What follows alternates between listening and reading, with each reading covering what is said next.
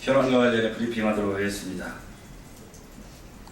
대통령과 여야 대표, 원내 대표가 함께하는 5자 회담 제2의 새정치민주연합이 거부한 것을 매우 유감스럽게 생각합니다. 여전히 계속되는 상위 파행으로 민생과 경제마저 파행의 길로 들어설 위기에 처해 있습니다. 꽉 막힌 전국을 해결하기 위한 돌파구가 필요한 시점에서 단순히 형식 때문에 회담을 거부한다는 것은 매우 안타까운 일입니다. 지금 국회가 해야 할 일은 300조 원이 넘는 나라 살림에 대한 심도 있는 예산안과 법안 심사입니다. 노동개혁을 한 5대 법안, 일자리 창출에 필요한 서비스 산업 발전 기본법, 관광진흥법, 국제의료사업 지원법, 그리고 한중 FTA 등 수많은 민생 현안들이 국회에 쌓여 있습니다.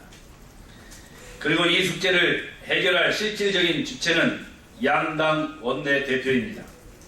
국정 운영과 정책 결정 등에 관한 당론을 정하는 원내대표가 참석한 자리에서 보다 심도 있는 논의가 이루어질 수 있기에 5자 회담은 필요한 것입니다.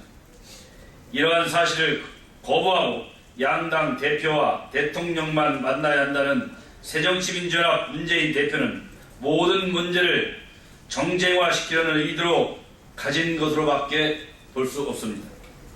문재인 대표는 대통령과 여야 대표 회동마저 정치 싸움용 자리로만 여기는 것은 아닌지 우려스럽습니다. 제1야당 대표라면 마땅히 원내 대표를 중심으로 밤을 새워가며 국회가 민생을 챙기도록 해야 할 것입니다. 국민이 지켜보고 있습니다. 대통령과 여야 지도자가 만나 현안을 풀어가는 일은 국민과 민생을 위한 길입니다. 새정치민주연합이 진정 국민을 위한다면 민생을 정쟁이 볼모로 삼는 구태 정치는 중단하고 5자 회담 제2에 적극 임해야 할 것입니다. 문재인 대표의 인식과 자세 전환을 촉구합니다. 야당의 인신공격과 역사 왜곡이 도를 넘어서고 있습니다. 야당의 같은 행태는 삐뚤어지고 편향된 역사 인식의 민낯을 그대로 보여주고 있습니다. 올바른 역사 교과서를 반드시 해야만 하는 이유를 야당이 몸소 보여주고 있는 것입니다. 더욱이 야당의 억지 친일 논란은 이번만이 아닙니다. 지난 2004년 노무현 정부와 당시 여당인 열린우리당은 친일진상규명법 개정안을 추진하며 한나라당을 친일로 압박했습니다. 하지만 노무현 정부가 출범시킨 친일 반민족행위 진상규명위원회는 박정희 전 대통령을 친일파로 분류할 수 없다는 결론을 내렸습니다. 실제로 위원회가 편찬한 보고서에도 박 전 대통령의 이름은 제외됐습니다. 오히려 독립운동을 한 공로로 건국분장 독립장을 받은 백광한 조경환 선생님께서는 박 전 대통령을 독립군을 도운 군인으로 기억했다는 증언도 있습니다.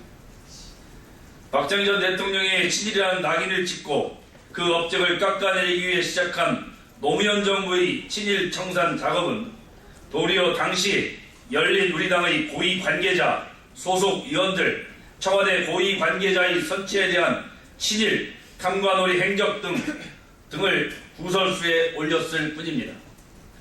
야당이 자신들의 왜곡된 역사관을 고수하기 위해 10여 년 전과 같은 우를 범하는 일이 없기를 진심으로 바랍니다. 새누리당은 현존하는 그 어떤 정당보다 사실을 바탕으로 한 역사를 존중하고 있음을 자신있게 말씀드립니다. 역사를 넘어 현재까지 이어지고 있는 일본의 역사 왜곡 등 갖은 만행에 대해서도 역사적 사실 근거로 반박하며 대한민국의 주권과 영토를 지키기 위해 앞장서 왔습니다. 새누리당은 지난 8월에도 광복 70주년 기획브리핑 제대로 알아야 확실히 지킨다를 통해 독도가 왜 대한민국의 영토인지를 한국과 일본에 남아있는 역사적 기록을 통해 입증했습니다. 위안부 문제에 대해서도 일본의 주장을 역사적 사실을 근거로 조목조목 반박하며 책임 있는 태도를 강력히 요구한 바 있습니다. 야당은 자신들부터 뒤돌아보기 바랍니다. 또 일본의 역사 왜곡에 대해 정작 야당이 한 일은 무엇인지를 되새겨 보기 바랍니다. 자신들이 보고 싶은 것만 보고 믿고 싶은 것만 믿을 것이 아니라 역사적 사실을 있는 그대로 마주하길 진심으로 당부드립니다. 미래 세대를 위해 역사적 사실에 입각한 올바른 역사 교과서를 만드는 일에 억지 생떼를 부리며 발목 잡는 일은 더 이상 없어야 할 것입니다. 오늘부터 26일까지 이산가족 상봉 행사가 이루어져 60여 년 동안 꿈에 그리던 가족을 만나게 됩니다.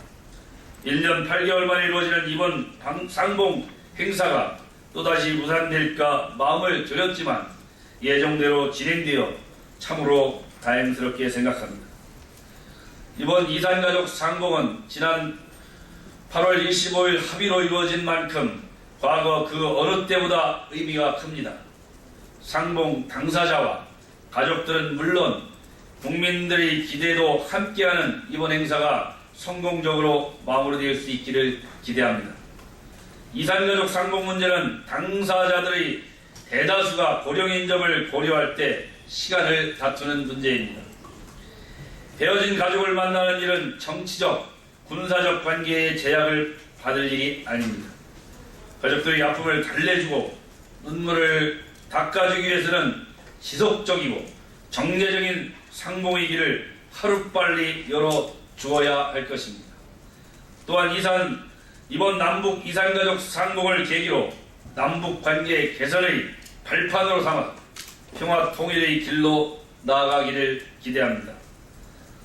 남북 당국은 이번 상봉 행사가 차질없이 마무리될 수 있도록 마지막까지 최선의 노력을 다해주기 바랍니다. 아울러 모처럼 이루어지는 이번 자리가 분단의 역사가 만들어낸 끊어진 혈육의 정을 잇는 뜻깊은 자리가 되기를 기대합니다. 이상입니다.